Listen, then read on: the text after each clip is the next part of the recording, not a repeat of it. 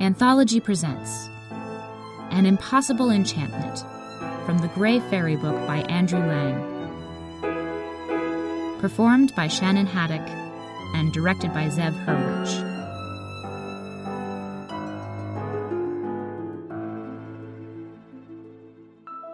There once lived a king who was much loved by his people, and he too loved them warmly. He led a very happy life, but he had the greatest dislike to the idea of marrying, nor had he ever felt the slightest wish to fall in love. He had no wife and no child, and no one knew who would succeed the beloved king. His subjects begged him to marry, and at last he promised to try to do so. But, as so far he had never cared for any woman he had seen, he made up his mind to travel in hopes of meeting some lady he could love. So, he arranged all the affairs of state in an orderly manner and set out, attended by only one equerry, who, though not very clever, had most excellent good sense. These people indeed generally make the best fellow travelers. The king explored several countries, doing all he could to fall in love. He met women with hair of spun gold, women who sang sweeter than the sweetest bird, but it was in vain. And at the end of 2 years' journeys, he turned his face towards home, with as free a heart as when he set out.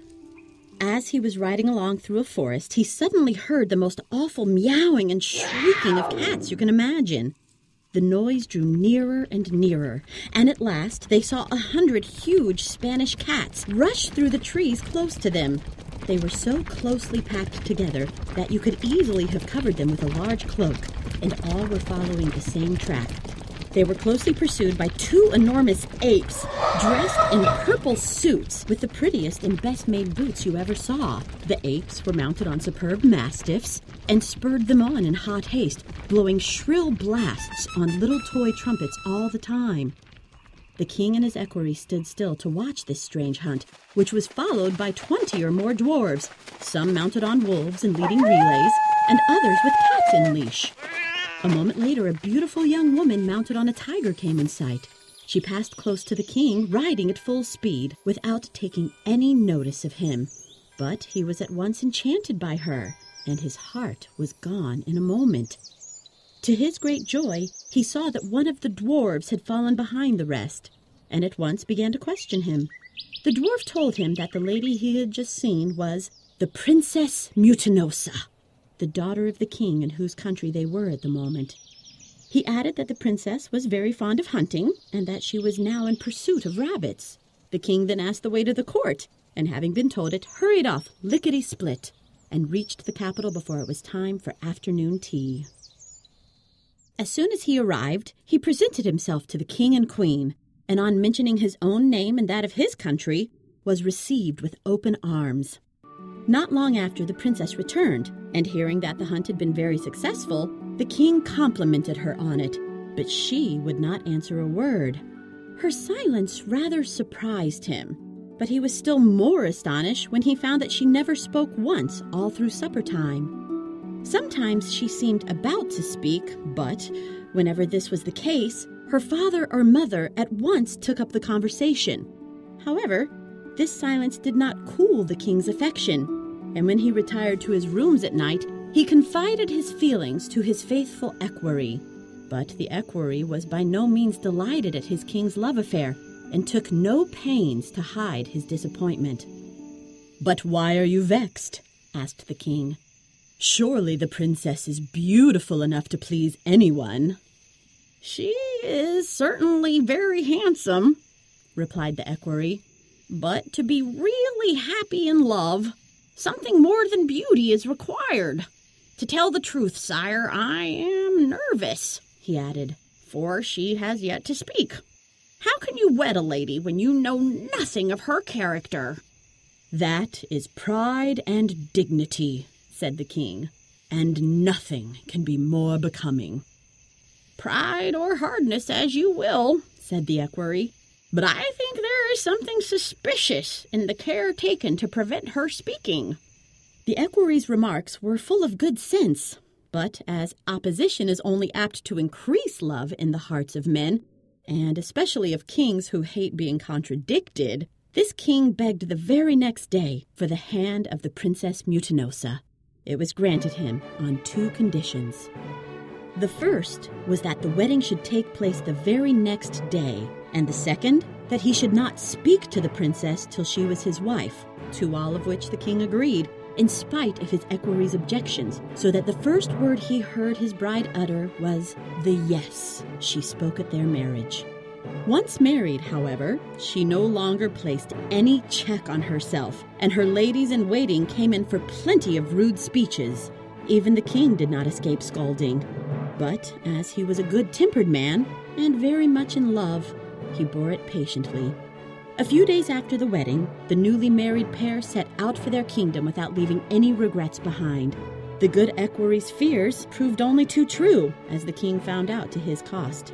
The young queen made herself most disagreeable to all her court. Her spite and bad temper knew no bounds, and before the end of a month, she was known far and wide as a regular vixen. One day, when riding out, she met a poor old woman walking along the road who made a curtsy and was going on. The queen had her stopped and cried, "You are a very impertinent person. Don't you know that I am the queen? How dare you not make a deeper curtsy?" The old woman said, "I have never learned how to measure curtsies, but I had no wish to fail in proper respect." "What?" screamed the queen. "She dares to answer? Tie her to my horse's tail, and I'll carry her at once to the best dancing master in the town to learn how to curtsy." So, the men who had been given the task of protecting the queen were forced to obey her command in, as truth, equal parts loyalty to their king and fear of the queen's bitter tempers. The old woman shrieked for mercy, but the queen would not listen, and only mocked the woman when she said she was protected by the fairies. At last the poor old thing submitted to be tied up, but when the queen urged her horse on, he never stirred. In vain she spurred him, but he seemed turned to bronze. At the same moment, the cord with which the old woman was tied changed into wreaths of flowers, and she herself into a tall and stately lady. Looking disdainfully at the queen, she said, "Bad woman, unworthy of your crown. I wished to judge for myself whether all I heard of you was true. I have now no doubt of it, and you shall see whether the fairies are to be laughed at." So saying, the fairy Placida, for you see, that was her name, blew a little gold whistle, and a chariot appeared, drawn by 6 splendid ostriches. In it was seated the fairy queen, escorted by a dozen other fairies mounted on dragons. All having dismounted, Placida told her adventures, and the fairy queen approved all she had done, and proposed turning Mutinosa into bronze like her horse. All of her attendants and their dragon mounts murmured their approval, and praised the fairy queen for her cleverness in carrying out justice. Placida, however, who was very kind and gentle, begged for a milder sentence, and at last it was settled that Mutinosa should become her attendant for life, unless she should have a child to take her place. The king was told of his wife's fate and submitted to it, which, as he could do nothing to help it, was the only course open to him, for he was wiser than to interfere with a fairy who has been wronged, knowing no good could come of it. The fairies then all dispersed, Placida taking her slave with her, and on reaching her palace she said, "You ought by rights to be a scullion, but as you have been delicately brought up, the change might prove too great for you. I shall therefore only order you to sweep my rooms carefully, and to wash and comb my little dog." Mutinosa felt there was no use in disobeying, so she did as she was bid, and said nothing. After some months, she gave birth to a most lovely little girl, and when she was well again, the fairy gave her a good lecture on her past life, made her promise to behave better in future, and sent her back to the king, her husband. Placida now gave herself up entirely to the little princess who was left in her charge. She anxiously thought over which of the fairies she would invite to be godmothers, so as to secure the best gift for her adopted child. At last, she decided on 2 very kindly and cheerful fairies, and asked them to the christening feast. The baby was brought to them in a lovely crystal cradle, hung with red silk curtains embroidered with gold. The little things smiled so sweetly at the fairies that they decided to do all they could for her. They began by naming her Graziella, and, as everyone knows, it is a good thing to be named by good fairies. Then Placida said, "You know, dear sisters, that the commonest form of spite or punishment amongst us consists of changing beauty to ugliness, cleverness to stupidity, and oftener still, to change a person's form altogether. Now, as we can only each bestow one gift, I think the best plan will be for one of you to give her beauty, the other good understanding, whilst I will undertake that she shall never be changed into any other form." The two godmothers quite agreed, and as soon as the little princess had received their gifts, they went home, and Placida gave herself up to the child's education.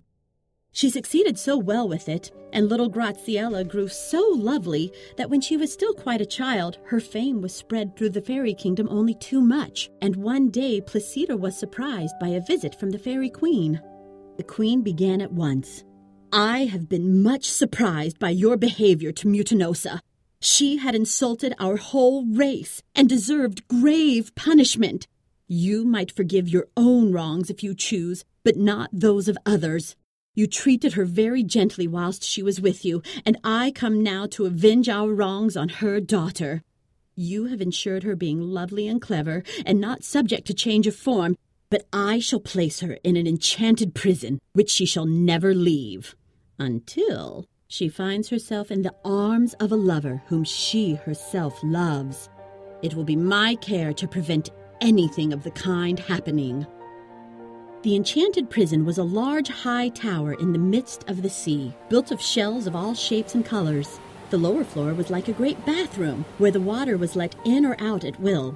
The first floor contained the princess's apartments, beautifully furnished. On the second was a library, a large wardrobe room filled with beautiful clothes and every kind of linen, a music room, a pantry with bins full of the best wines, and a storeroom with all manner of preserves, bonbons, pastries, and cakes, all of which remained as fresh as if just out of the oven. The top of the tower was laid out like a garden, with beds of the loveliest flowers, fine fruit trees, and shady arbors and shrubs, where many birds sang amongst the branches. The fairies escorted Graziella and her governess, Bonetta, to the tower and then mounted a dolphin which was waiting for them. At a little distance from the tower, the queen waved her wand and summoned 2,000 great, fierce sharks, who she ordered to keep close guard and not to let a soul enter the tower. The good governess took such pains with Graziella's education that when she was nearly grown up, she was not only most accomplished, but a very sweet, good girl, accomplished in music, rhetoric, science, and even the secrets of the fairies. One day, as the princess was lounging on a balcony, she saw the most extraordinary figure rise out of the sea. She quickly called Bonetta to ask her what it could be. It looked like some kind of man, with a bluish face and long sea-green hair. He was swimming towards the tower, but the sharks took no notice of him. "It must be a merman," said Bonetta. "A man, do you say?" cried Graziella. "Let us hurry down to the door and see him nearer." When they stood in the doorway, the merman stopped to look at the princess and made many signs of admiration. His voice was very hoarse and husky, but when he found that he was not understood, he took to signs. He carried a little basket made of osiers and filled with rare shells, which he presented to the princess. She took it with great signs of thanks, but as it was getting dusk, she retired, and the merman plunged back into the sea. When they were alone, Graziella said to her governess, "What a strange-looking creature that was! Why did the sharks let him come near the tower?" "I suppose the sharks look on him as a sort of relation, and so did not attack him," replied Bonetta. After this, he used to come every evening and blow his shell or dive and play antics under the princess's window. She contented herself with bowing to him from the balcony, but she would not go down to the door in spite of all his signs. In truth, the merman's attentions had wearied Graziella, who only desired a friend with which she could sit and talk of sweet things. Some days later, he came with a person of his own kind, but of another sex. Her hair was dressed with great taste, and she had a lovely, sweet voice. This new arrival induced the ladies to go down to the door. They were